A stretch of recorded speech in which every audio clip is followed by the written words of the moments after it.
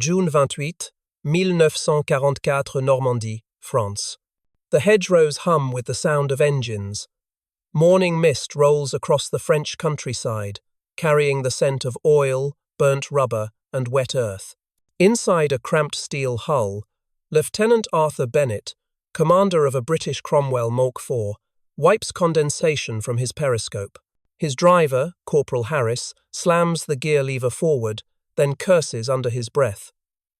The gearbox grinds. The tank lurches, then stops dead in the mud. "Bloody thing's jammed again," Harris growls, sweat dripping down his brow despite the cold. Outside, American Sherman tanks rumble past in a steady column, their radial engines droning like mechanical bees. Dust settles on the stalled Cromwell as the British crew look on frustration written across their faces. The Americans move with a kind of unhurried certainty, their machines heavy, plain, and reliable. Bennett watches a Sherman crest the hill and vanish into the haze. He mutters quietly, almost to himself, 2,000 bloody miles and they don't break. We can't go 2 hours. The contrast could not be starker. The British tank, sleek, powerful, and fast, was a marvel on paper. Yet in the mud and chaos of Europe, its brilliance betrayed it. The Rolls-Royce Meteor engine beneath Bennett's feet roared like a lion, but it was caged within too fragile a body. The power twisted axles, shattered gearboxes, and burned through clutches faster than supply convoys could replace them. At Regimental HQ, mechanics worked by lantern light, covered in grease, scavenging parts from wrecked tanks just to keep a handful running. The Cromwell had become both a symbol of ambition and of failure. Across the hedgerows, the American Shermans kept rolling. Not fast, not glamorous, but unstoppable. They ate dust, climbed hills, crossed rivers, and just kept moving. For them, reliability was victory. The war had entered a new phase, one fought not just with armor and firepower, but with engineering philosophy itself. Back in 1941 England, Midlands. Inside the shadowed halls of the Leyland Motors factory, the smell of metal and burnt oil clings to the air. Rows of engineers in oil-stained overalls crowd around a stripped-down engine, the Rolls-Royce Meteor, born from the same lineage as the Merlin engine that gave life to the Spitfire. The British War Office had made a bold decision to take a fighter aircraft engine and tame it for land warfare. It was a daring, almost desperate move. Britain needed speed. It needed a tank that could finally match the German Panzer IV and outrun the feared Tiger on open ground. The result would be the Cromwell compact, fast, and terrifyingly powerful on paper. 600 horsepower in a 27-ton frame. Theoretically, it could reach 40 miles per hour, the fastest Allied tank of the war. At a test field in Lincolnshire, military officers watched in awe as the first prototype tore across the mud. The engine howled like a beast, kicking up earth and steam as it thundered forward. "By God," one colonel whispered, "it moves like the wind." But what they didn't see or didn't want to see were the cracks already forming. The suspension buckled under the strain. The gearbox overheated after just a few miles. The steering clutches slipped. The Meteor was too strong for the body it powered, a thoroughbred racehorse forced to pull a plough. And yet, Britain pushed ahead. The Cromwell went into production in 1943, rushed to the front lines in time for the invasion of France. Each tank rolled out of the factory like a promise that Britain would never again be outpaced on the battlefield. But war is not won by promises. It's won by what keeps running when everything else breaks. The beaches had been taken, but the real fight was inland. Narrow lanes choked with hedgerows, hidden German Park 40 guns, and ambushes waiting behind every farm wall. This was where the British Cromwell was supposed to shine, fast enough to flank, agile enough to strike and withdraw before the enemy could respond. But the first week of combat revealed the truth. Lieutenant Bennett's squadron from the 7th Armoured Division, the famed Desert Rats, advanced toward the town of Tilly-sur-Soils. The Cromwells raced forward across open farmland, their engines screaming, treads clawing at the soil. Within minutes, 2 of the 6 tanks fell behind, smoke trailing from their rear plates. The cause wasn't enemy fire. It was their own machinery. "Clutch burned out again," shouted Sergeant Walker over the wireless. His crew scrambled out, smoke curling from the engine bay. The tank hadn't even reached the battle. Bennett pressed on, trying to keep formation. The Cromwell handled beautifully on roads, but in mud it shuddered, its narrow tracks digging in rather than gliding. Every pothole felt like a hammer blow to the suspension. Then came the ambush. German Panzer IVs appeared from behind a hedgerow, guns flashing. The Cromwells returned fire fast, accurate, and fierce, but their thin side armour could not withstand the counterstrike. 2 tanks erupted in fireballs, ammunition cooking off inside. Bennett's gunner, Corporal Evans, shouted, "Hit on the left, hull down position now." And they reversed into a ditch, the Meteor engine howling in protest, and managed to land a lucky shot, knocking out a German panzer. But the victory was hollow. By nightfall, only half of the squadron was operational. The rest sat crippled along the roadside, victims not of German fire but of mechanical exhaustion. The crews called them glass cannons powerful, but too delicate for real war. Meanwhile, American Sherman columns were pushing forward just miles away. They weren't as fast, nor as sleek, but they were still moving methodically, relentlessly, every tank a heartbeat in an army that never stopped. In the days that followed, British tankers began to whisper what many already feared. July 1944 near Saint-Lo, France. Dust hung in the air like fog. Down the rutted road came a column of M4 Shermans, engines humming in steady rhythm. Their tracks clanked against the stones, each tank spaced precisely, moving as one. Sergeant William Bill Carter of the U.S. 3rd Armored Division leaned out from his cupola, cigarette between his fingers, scanning the horizon. "Keep her steady, boys," he called over the intercom. "We're not racing the Brits, we're finishing the war." The Sherman wasn't a marvel of engineering beauty. Its design was blunt, its shape simple, its armour sloped but modest. Yet there was something about it that worked a combination of pragmatism and precision that reflected the American way of war. Under the hood purred a Continental R975 radial engine, reliable, easy to maintain, and forgiving even under punishment. Each part of the tank, from its transmission to its suspension, had been designed for one thing: to be repaired anywhere, by anyone. If a gearbox failed, a new one could be bolted in within hours. If a track snapped, there were spares stacked in the nearest truck. The U.S. Army's logistics system, the largest in human history, ensured that even deep in France, Shermans never ran out of fuel, ammo, or replacement parts. An American tanker could fight, sleep, wake up, and roll another 100 miles the next morning, his tank running as faithfully as a farm tractor. And that's what made it unstoppable. While the British and Germans poured effort into perfect machines, the Americans built reliable ones, machines that forgave mistakes, endured rough handling, and kept moving when others quit. A British officer watching from the roadside once remarked, half in awe and half in disbelief, "They don't even clean the damn things. They just drive them till they win." Die.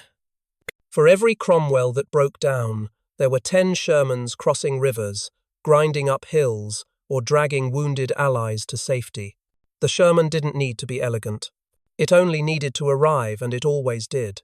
By the time Saint-Lo fell, Carter's tank had clocked over 2,000 miles since landing in Normandy. The paint was scorched, the treads worn thin, but the engine still purred. He ran his hand along the hull, proud and exhausted. August 1944, Allied Headquarters, Bayeux. Maps covered every wall, red pins marking German positions, blue strings tracing Allied advances. Around a cluttered table sat a mix of uniforms: British khaki, American olive, Canadian green. Cigarette smoke clouded the air as officers debated the same question, echoing across Europe. Why were the British tanks failing where the Americans thrived? Colonel James Fullerton of the Royal Armoured Corps slammed his fist on the table. The Cromwell was built to run. The damn thing can hit 40 miles per hour. But it's like racing a thoroughbred through a minefield, looks glorious till its legs give out. Across from him, U.S. Colonel Tommy Reynolds shrugged. Speed's no use if you spend half your time fixing it. Our boys need a tank they can count on, not one they need to worship. That moment captured two philosophies of engineering at war. The British had pursued refinement and speed, crafting a machine of precision.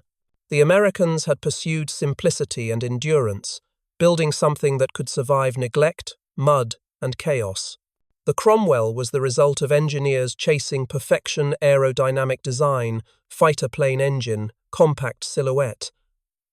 But it was over-engineered for a battlefield that cared little for elegance. Its internal components fit tightly together, leaving almost no room for field repairs. Replacing a gearbox meant dismantling half the hull, a job that could take a day even in ideal conditions. Meanwhile, the Sherman's layout was brutally practical. Its engine sat wide and open, its parts modular. A trained crew could strip and rebuild one in the field with nothing more than wrenches and manpower. It wasn't the best tank, but it was the best tank Army could operate.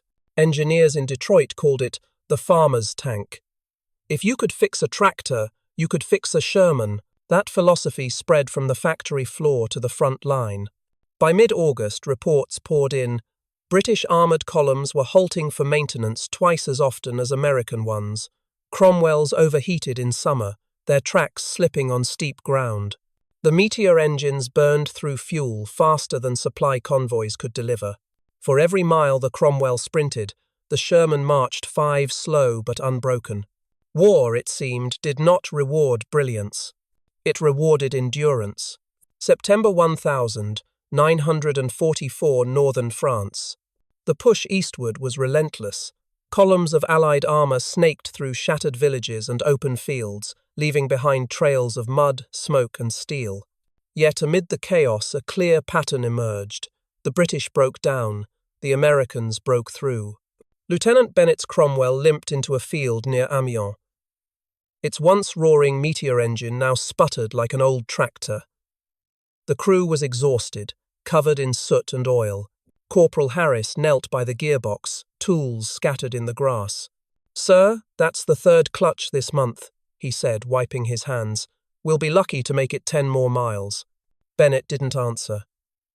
He looked across the hedgerows, where American Shermans of the 4th Armoured Division rolled past engines steady, tracks grinding rhythmically through the mud. Some had bullet dents, others scorch marks, but all kept moving. "Bloody hell," Harris muttered. "They just don't stop, do they?" "No," Bennett replied softly. "They don't." In the days that followed, the differences between the two machines became a matter of life and death. Cromwell crews often spent more time repairing than fighting. Broken transmissions stranded tanks under artillery fire. Overheated engines forced crews to abandon vehicles mid-advance. Meanwhile, American units covered hundreds of miles during the breakout from Normandy, through Belgium, and into Germany, some tanks logging over 2,000 miles without a major overhaul. Field mechanics travelled with them, carrying spare engines and parts that fit every Sherman on the line. A gearbox could be replaced in 6 hours, a new track installed in 2. The Cromwell had the heart of a racer, but the bones of a fragile machine. The Sherman had the body of a mule, stubborn, simple, and impossible to kill. By October, British officers quietly requested American assistance for maintenance and spare parts. Some regiments even began transitioning to the Sherman Firefly, a hybrid that combined the Cromwell's powerful 17-pounder gun with the Sherman's reliable chassis. It was a reluctant admission that Britain's dream of engineering brilliance had been outmatched by America's industrial pragmatism. When the Allied forces finally reached the Rhine, a few surviving Cromwells stood alongside hundreds of Shermans. The difference was visible even to the soldiers who drove them. The Cromwells gleamed, freshly repaired and carefully tuned. The Shermans were scarred, dented, and patched with welds, but they still ran. And as the bridges fell and the guns roared toward Germany, the lesson became undeniable. In war, it's not the fastest machine that wins, it's the one that keeps moving. March 1945 west of the Rhine, near Remagen. Snowmelt turned the fields to mud. Engines groaned, exhaust fumes mingled with the cold morning air. Across the river, German artillery barked in retreat, their lines collapsing under the Allied push. Lieutenant Bennett stood beside his battered Cromwell, its hull streaked with grime, its Meteor engine coughing unevenly. Mechanics worked frantically around it, wrenches clattering, oil spilling on the frozen ground. He'd lost count of how many times they'd rebuilt the gearbox. It felt less like commanding a tank and more like trying to keep a wounded animal alive. Not far away, American Shermans thundered over the newly captured Ludendorff Bridge at Remagen. They rolled one after another across the span, their treads clanging against steel, each tank a heartbeat in the great artery of Allied momentum. Private Carter's crew was among them, their Sherman still bearing scars from Normandy. Its paint was dull, the hull dented, but the engine purred like the day it landed on French soil. Carter leaned out, watching the sunrise over the Rhine. "Never thought she'd make it this far," he said, patting the armor. "She'll make Berlin if you let her," his gunner grinned. Across the front, commanders were taking note. Field reports confirmed what the soldiers already knew. The Cromwell's performance had been limited by its complexity. The Sherman's success was born of simplicity. British engineers had built a masterpiece, but one unsuited to the grit of continuous warfare. Its tolerances were too fine, its systems too delicate for the dirt, rain, and chaos of the front. Every component demanded precision tools and skilled hands, luxuries the battlefield could not afford. The Americans, in contrast, designed the Sherman like they built their trucks and tractors, standardized, forgiving, and abundant. If something broke, there was always a spare. If a tank was lost, 10 more were waiting at the docks. The Sherman was not just a vehicle, it was a philosophy made of steel. At the Rhine crossing, the two machines stood side by side. The British Cromwell, elegant yet fragile, the American Sherman, crude yet indestructible. Both had been born from necessity, but only one embodied endurance. War was no longer about who could build the perfect machine, but who could build the machine that survived imperfection.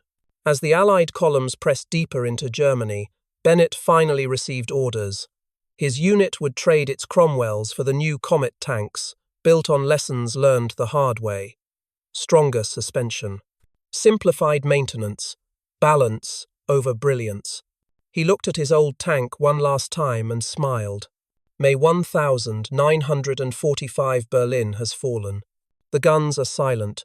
The sky over Europe is grey, heavy with smoke and memory. Across the continent, Allied tanks sit idle for the first time in years, lined along roads, bridges, and ruined cities that once echoed with the thunder of war. Among them, two silhouettes stand as symbols of two nations and two philosophies, the Cromwell and the Sherman. Lieutenant Arthur Bennett walks slowly around his last Cromwell. Its tracks are caked in dried mud from France to Germany. Bullet scars mark its hull like old wounds. Mechanics no longer rush to repair it. The war is over. He runs his hand along the cold steel and murmurs, "You tried, didn't you? You just weren't built for this world." In a nearby field, rows of American Shermans stretch into the distance, some with names scrawled on their turrets, others burned black from battle. Despite the wear, most are still operational. Engines turn. Radios hum. Mechanics laugh and joke while tuning them for the long trip home. Sergeant Bill Carter leans against his Sherman, smoking quietly as he watches German civilians walk past with hollow eyes.